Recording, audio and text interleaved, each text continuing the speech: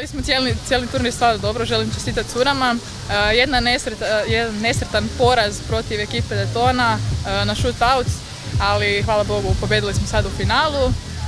Meni je ovo prvi turnir s ovom ekipom, inače sam nova u ovom pa se snalazim, ali vrlo sam zadovoljna i sa igrom i sa trenerom i sve je bilo super.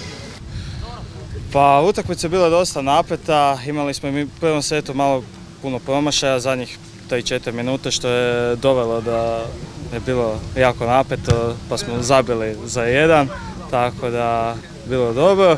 Drugi set smo malo više uzbiljili se, počeli smo malo više igrati obranu što je dovelo na kraju da i drugi set uzmemo. U prvom setu smo igrali malo lošiju obranu, tako da smo to popravili u drugom setu.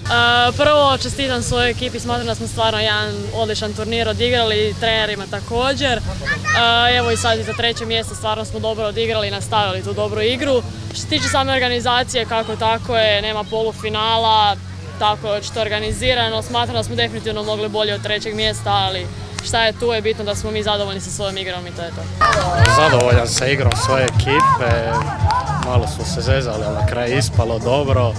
Turnir bi mogao malo bolje biti organiziran, fali lopti, suci su malo loši, ali sve u svemu ok.